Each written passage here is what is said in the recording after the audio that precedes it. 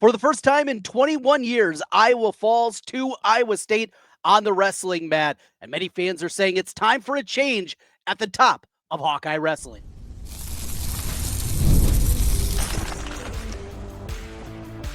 You are Locked On Hawkeyes, your daily podcast on the Iowa Hawkeyes. Part of the Locked On Podcast Network, your team every day.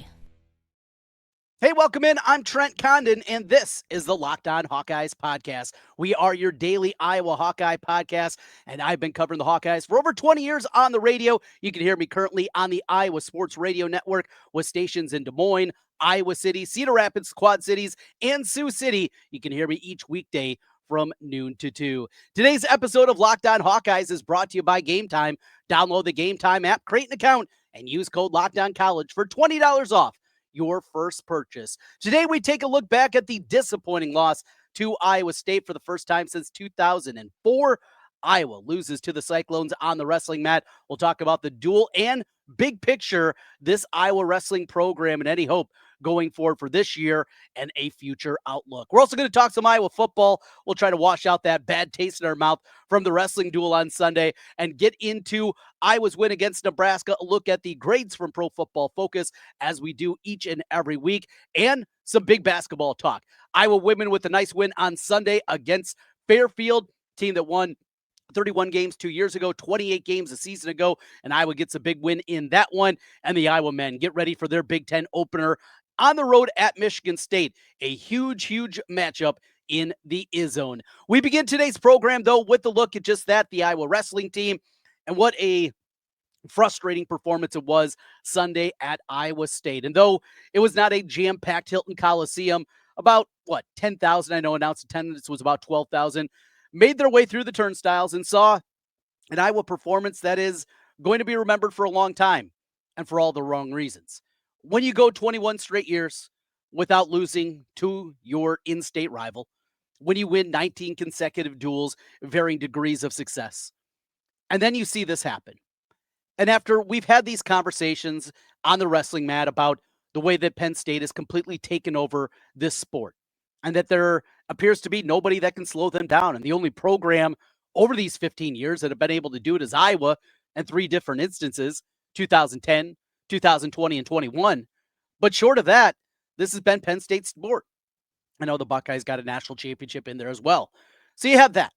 And that's a change for all of us wrestling fans. That's a change for all of us that saw, obviously, the success that Dan Gable had, the success of the national championships, and how this program is looked at is just that. It's about national championships. Well, that, for all intents and purposes, is off the board. Year after year after year, the likelihood that I was going to win a national championship, it's incredibly slim. But now, not only are you, we're the next best program. We're number 2. Oklahoma State is out there spending money. We saw what Nebraska did a year ago and their incredible run that they had in nationals and getting up there in the top 3 and bringing home a trophy. We see now Iowa State, at least in a duel, getting past Iowa. And you look around, mention Ohio State and what happened, national duels in that championship bout where the Hawkeyes were just absolutely pulverized. This is not about just losing a duel. Like, streaks are meant to be broken. It's going to happen. And Kevin Dresser, though it's taken a lot longer, I think, than anybody would have anticipated, he has been building this moment. He's got a nice team. It's a good team. Spent well, brought in the right guys out of the portal, developed a lot of guys that are and finally healthy. This is not to discredit anything about Iowa State. This is an Iowa conversation. And when you lose in this way, and when you get beat up the way that you do, you lose a duel, it's going to happen. But when you have 2 of your heavy heads that get beat, and we're already talking about Drake Ayala with 3 losses, and we know that he's got a bird problem at Illinois. And we saw that show up again at national duels. And to get beat by Evan Frost in that fashion, you're left shaking your head. You have a match early on where you think Patrick Kennedy's going to get Iowa back in the match. They're going to have an opportunity maybe to win this thing, pull it off. And he gets beat. He's in control for the first period and a half, and he get beat 9-8 in overtime. And if you go into a duel and you say, that the reason I was going to lose is because of those two guys. Well, you can understand it. And that's the way it played out. Now, the season's not over. They're not going to box up the singlets for the year and put them away and say, we'll try again next season. It's not how wrestlers are. That's not how this wrestling program is. We know that. But the concerning part is normally we've seen Iowa wrestle very well in the early portions of the season, wrestle well when we get into January. The problem has been come nationals over the last 4 years. That's where the concern is lie, because these guys are going to put in the work. They're going to put in the time. They're going to absolutely grind. And the problem has been it felt like they've ground themselves into a nub year after year after year. And by the time they get to the middle of March, there's nothing left in the tank. And we've seen that show up time in and time out. We're so many of these guys. But then you couple it with a couple of your heavy heads that don't get the job done. And then also your transfers, your guys that are going to fill in the gaps, the guys that you bring in at minimum. These guys are going to be All-Americans, and you hope for more. And you hope with the tutelage of the Brands and the rest of the coaching staff that these guys are going to ascend. And so you go to Little Rock, and you bring in two guys. And to see Nasir Bailey, who at 141 pounds doesn't look like he can compete, certainly at the highest of levels. Competed for the top half of the podium, finished in the top 4. There's a guy 2 years ago that finished 4th in the country, and it looks like there's no shot at 141. He looks too small. He's ragdoll up and down. You go 2 weights later, and Jordan Williams makes his debut, and he's making mistakes on the edge of the mat and giving up takedowns there. And just again, giving up a major decision in a spot where you could talk yourself into maybe at minimum, it's going to be tight. Maybe late takedown, you can sneak one out and pull an upset here. There was no shot. And that's where the frustrations lie. You go to the top and you start this meet off at 285. And you go there with Ben Kueter, who's battled his own injuries. But Ben Kueter coming out, and you look at what he did at not both the national level and the international level coming in, and he tried to play both football and basketball, football and wrestling. He tried to do both, dedicating himself now back to wrestling. And it doesn't work at that weight class. At 285, it doesn't work for him. He's not big enough. If there was a weight class in the middle, if there was something between 197 and 285, he'd be great. If there's a 235-pound weight class, absolutely, Ben Kueter would be an All-American. Ben Kueter would be a national champ, likely. But that's not the case. And you see it again in that instance. A lot of frustrations. And now the question continues to be, is it time to make a move? This is what I always say. It doesn't matter the sport. It doesn't matter what sport you're talking about, who you're going to get. And we're seeing this happen once again at a big-time level in college football. You look at Penn State, still searching for a coach. You look at blue blood programs out there, like Iowa Wrestling. Who are you going to get? David Taylor, he's at Oklahoma State. And he's got a big NIL war chest. And the likelihood that's not going to happen. I mean, you want to go Spencer Lee? Do we know that Spencer Lee is going to be an excellent coach? I don't think so. It's just guesswork. It's name recognition. Kyle Dake, that's another name that gets thrown around. Jordan Burroughs, a big name certainly in the wrestling scene. Is there anything, though, that tells us that these guys are going to be college wrestling coaches at the highest level? Because it takes more than just name recognition to get guys here. Brett Metcalf, former Hawkeye at Iowa State, you go that direction. Doug Schwab, who's done an incredible job with not many resources at UNI, Hawkeye national champion, you go that direction. There just isn't a whole lot there that says, oh yeah, that's the one that makes sense. That one, there's not an easy call.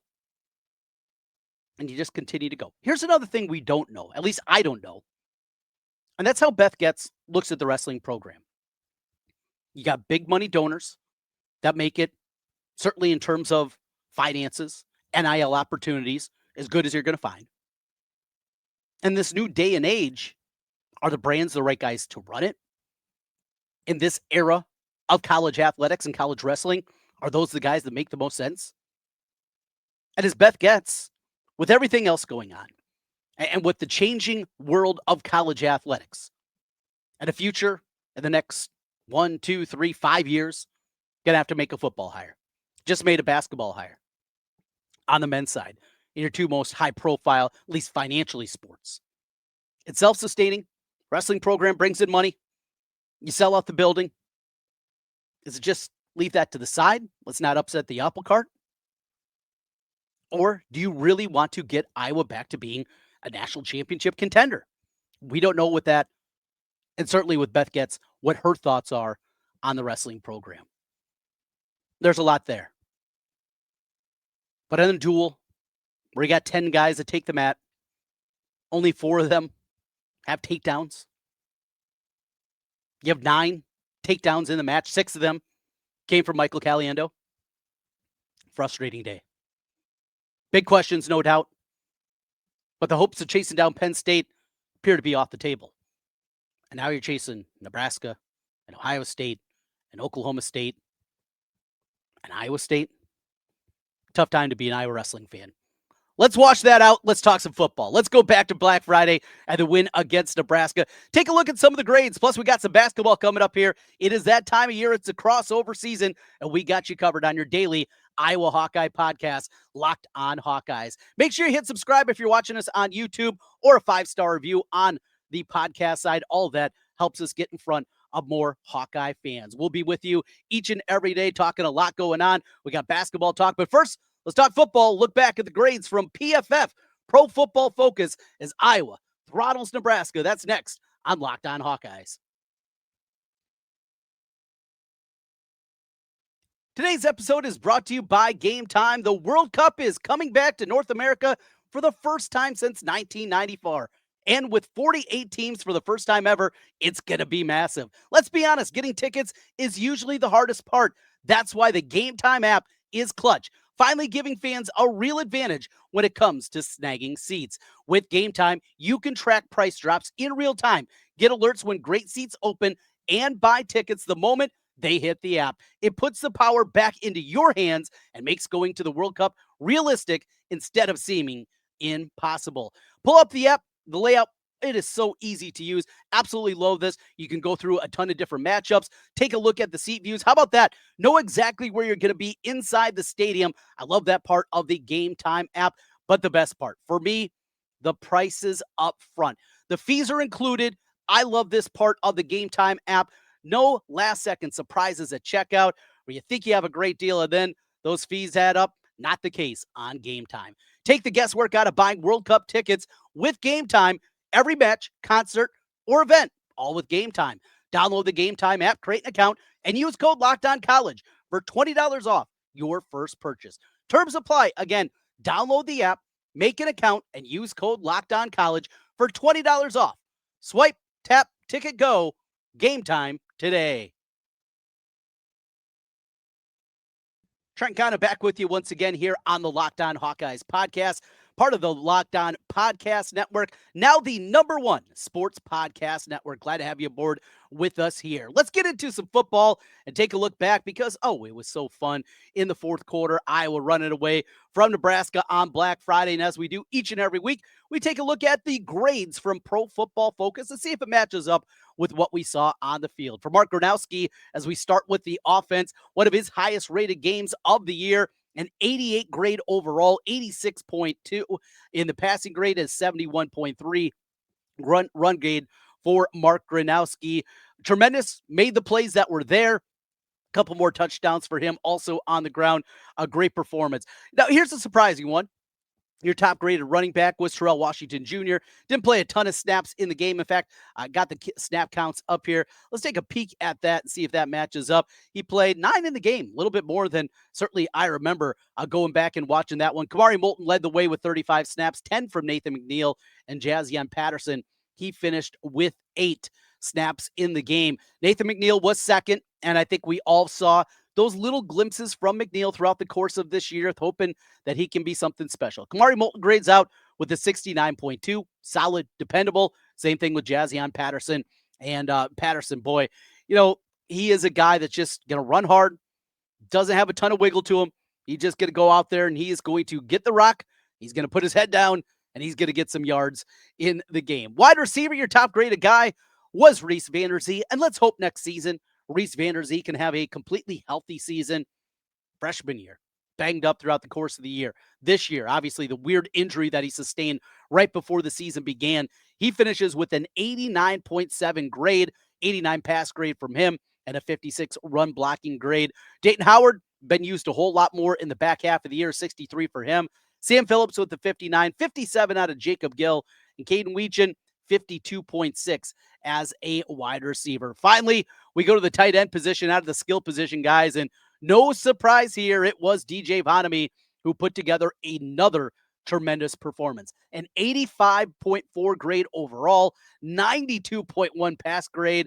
Pass blocking, pretty good, 69 there. Run blocking, not quite as good.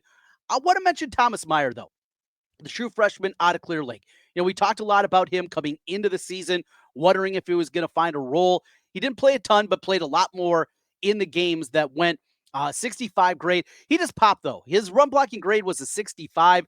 Him and Hayden Large were the two guys that had the highest grade in that term, but he was a guy. In the limited time we got to see him, he was popping, guys. I'm excited about the future of Thomas Meyer and excited about the future, certainly, of the tight end position for Iowa. 63 grade for Hayden Large, a 60 for Michael Burt, Zach Ortworth with a 56.8 for him. And finally, the offensive line, the big guys up front. Jennings Dunker ends his Hawkeye regular season career with an 84 grade. Trevor Lauk, what a story he's been this year. Once again, outstanding. Lauk with the best pass blocking grade on the team at 85.5. Best run blocking grade went to Jennings Dunker. Bo Stevens with the 77. Cade Pieper with the 70. Bryce George got to play a little bit late. Leighton Jones. Logan Jones a little bit lower in his final game during the regular season with a 64. And then late in the game, got to see a bunch of the reserves out there. In fact, when you take a look at the snap counts for the offensive line, 60 snaps for the starters. Logan Jones, Jennings Dunker, Bo Stevens, Cade Pieper, and Trevor Lauk. 4 plays each for Dotzler, Mislinski, and Cannon Leonard. All those guys going to be in the next season. Leighton Jones, I think one of the anticipated starters next year at one of the guard spots. He played 3 plays. Lucas Allgaier, speaking of young guys with a big upside, he played 1 play late in the game along with Cale Winter. And Bryce George, after coming in from Fair State, thought we were going to see more. Another guy that sustained a weird early injury at the beginning of the season against Albany. Still got out there and was able to play a little bit. Let's jump over to the defensive grades from Pro Football Focus from the win against Nebraska. Defensive line, not real good. And as we saw them carving up the Iowa front, not a surprise here. Max Llewellyn grades out at the top, a 66 grade for him. Aaron Graves with a 62, as did Jonah Pace. 62 grade also for Bryce Hawthorne. All those guys kind of in that average range. Kenneth Merriweather with the 61. He's going to have to take a big jump forward next season. Hubert with the 60. Ethan Herkett, a 58, as did Brian Allen. And Jeremiah Pittman with a 49, who's battled injury, coming back from an injury during his final campaign as a Hawkeye. Carson Shire goes out with a great game, 71.7 from him. How about his coverage grade? And that's been kind of the knock on Carson Shire at different points this year. He grades out as the top guy out of the linebackers with a 76 grade on that front. Your lowest graded guy was Jaden Montgomery with the 52. Jaden Harrell, who's got back in the mix, is 63.3 for him. Finally, a defensive back. And I thought this was the most interesting because it definitely popped. And that was the play of Rashad Godfrey Jr. We talked about him a ton on the Rapid Reaction podcast and how well he played, how well he tackled, a forced fumble, had a stop that should have been a 4th down stop that they gave a good spot to the Huskers in that one. Great tackle grade, an 83 out of him. Coverage game grade, okay, average 59.9, 60 is average, and against the run, a 91.8 for Godfrey. You wonder about his role. Is he a cornerback? Is he more of kind of that hybrid guy? Would he be a guy that works when they go cash? Is that something that makes sense? Speaking of young guys, Jacob Wallace, he showed up, I thought, in a big-time way. Good tackle grade out of him. He grades out with the 66. Zach Lutmer was second with the 70. Jalen Watson, another young name, the 64. Wampa, 58, and Cohen Entringer, a 53.7. We'll see about Cohen Entringer and his decision coming back for his final season of eligibility if he chooses to. Remember, he did go through senior day activities in the game against Michigan State. Xavier Wampa, of course, his career will come to a close with the bowl game to wrap things up. But They did it without TJ Hall and did a really good job in that one. Godfrey, though, definitely the story, and that's going to be a guy I think we're going to be talking a ton about going forward. Speaking of that, let's jump over to the snap counts defensively, too. I think that's going to paint a little bit of a picture on the defensive line. Hawthorne got out there 27 snaps. Really looking at some of the young guys. 23 for Kenneth Merriweather, Brian Allen with 21. Both those guys likely starters next season. Obviously, we're going to see Epinesa is going to have something to say about that. Yosei next year, getting one of those spots on the defensive front, what that's going to look like. And as we get into, some portal needs, I think defensive line's a spot we're definitely going to be talking about. Carson Shire, he goes 62 snaps in the game.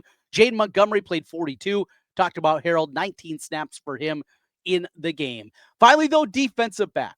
So you get 62 snaps from Lutmer, 61 each for Deshaun Lee and Xavier Wampa. 45, though, for Rashad Godfrey. He played the fourth most snaps out of the defensive backfield. Jalen Watson with 38, 14 for Jacob Wallets. And boy, he looked really good in that one after Entringer left the game just 6 snaps as he left early in that one. Good to see those young guys, and also good to see Phil Parker. For just the 4th time in the last 5 years, he sends out a tweet. And he does it after they beat Nebraska. That's the only time Phil Parker sends out tweets. That is football. To look back at the big win, 40-16 over Nebraska. Love dominating the Huskers. That one felt good. Felt good on Sunday as well. As bad as it was on the wrestling mat, pretty good on the hardwood. Iowa, nice win against Fairfield. We'll talk about that a little bit. What's in front of the Iowa women and the Iowa men. Tuesday, a monster matchup for the undefeated Hawkeyes as they go to Michigan State. We'll talk some hoops when we come back. Locked on Hawkeyes. The holidays always feel a little easier when you already know the perfect gift. And Omaha Steaks makes it almost too simple. Whether you're treating yourself this season or sending something memorable to family and friends, Omaha Steaks delivered handcrafted perfection right to their door. This week's the best time to jump in because their cyber sale is here and the deals are huge. I've given Omaha Steaks in the past. My dad has absolutely loved him. I loved them when we sent them his way in the past. How about your father-in-law? Oh, yeah, he's going to like that one. The quality is exactly what you're looking for. Tender steaks, rich flavor, and meals that make hosting or weeknight cooking even easier for them. If you got somebody in your life that could use a little bit of help in the kitchen, they got you covered on that front.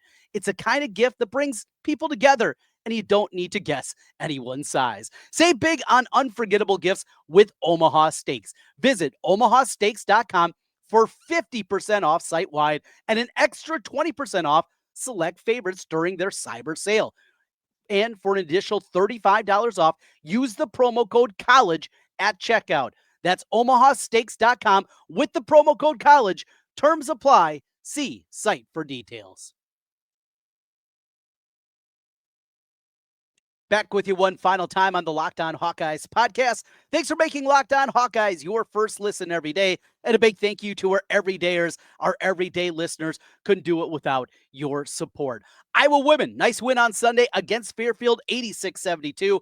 Mentioned earlier, this Fairfield team, very good recently, won 28 games a year ago, got to the NCAA tournament. A couple years ago, they won 31 games. It's a program that is really good, even coming out of the Metro Athletic Conference. This is a program that is certainly ascended and one of the better mid-major teams that you can face.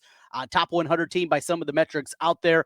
And Iowa gets it done on a day where Fairfield, boy, just felt like they couldn't miss. I mean, 18 three-pointers in the game from this Fairfield team. Got to clean up that three-point line a little bit. Still, overall, Iowa kept them kind of arm's distance after that slow start and got over the hump.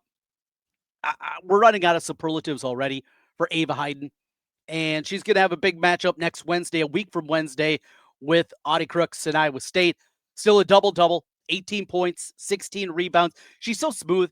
There's a play in the first half. She got it short of the right wing, 15 feet away, had the defender kind of up on her hip, just went up, soft jump shot, and hit it from there. So much versatility to her game, and what kept her off the floor at times a year ago, her youth was a part of it, but understanding, staying out of foul trouble, and definitely has taken that step. And you can see her just so comfortable out there on the floor. In a game where you play without Chit Chat Wright, in a game where you play without Emily Rodriguez, and still to be able to control against a good mid-major team, I think that says a lot about this team. Kyler Feuerbach with 17 points. Didn't see that one coming as Feuerbach was able to really light up the scoreboard when they needed a little bit more scoring punch. 4 3-pointers out of her. We know what she is as an on-ball defender. One of their better on-ball defenders that you're going to have. McCabe having to help out a little bit. Stremlow, how about 7 assists out of Taylor Stremlow? And just such a versatile game that she has. A good performance again out of Addie Deal. You're finding her becoming more comfortable out there. And I like what they're getting as well for Journey Houston. The first couple of times we saw her earlier this season, wondered what kind of role there was going to be. I think at minimum, there's got to be some kind of role for her, and likely not going to be the 20 minutes that she played with Chit Chat and with Emily out of the game, but probably going to see her in that 12 to 15 minute range, something like that. I think her and Addie Deal, that's kind of a realistic expectation, when we get into the depth of Big Ten play. This team, though, playing well. Haven't took on the most daunting schedule at this point, and they'll get Rutgers coming up this week. So kind of weird week as they're off throughout the course of the week. Saturday will be their Big Ten opener on the road out at Rutgers. And then, as mentioned, a week from Wednesday, the road trip to Hilton and a loaded Iowa State team that is playing really, really well, and 47 points the last time out for Audie Crooks in that one. And then we got the men's team. Tomorrow on the program, we will preview the matchup against Michigan State. Ben McCullum and company making their way to the Izzone, to the Breslin Center to take on Michigan State, a Spartans team that in the past has been a little bit slow out of the gates. We've seen that. They're playing incredibly well. And you look at the matchup at the point guard spot, fears for Michigan State. He's playing at such a high level, assist or turnover rate through the roof. This is a guy that is kind of your prototypical point guard going up against Bennett Sturts. Now, he's not the biggest guy, and we'll see if the size of Sturts can be a difference of this game. Speaking of size, though, that's been the question for this Iowa team. And there's been a couple of moments, especially in the first couple of games of the year, Iowa didn't rebound very well. They've definitely held their own since then. This is going to be a different animal against Michigan State. We'll preview that game coming up for you on the Tuesday program and get you ready for the matchup against Michigan State. And then right after it goes final, we'll have you covered with a rapid reaction podcast with Iowa and Michigan State. We are your daily Iowa Hawkeye podcast. Thanks again to you everydayers out there with us each and every day. We're talking football. We're talking basketball. We're talking wrestling. We got you covered each and every day. Hit subscribe if you're watching us on YouTube. 5-star review if you're on the podcast side. Thanks for being with us here on the Locked On Podcast Network, now the #1 sports podcast network. We'll talk to you again tomorrow. Until then, go Hawks.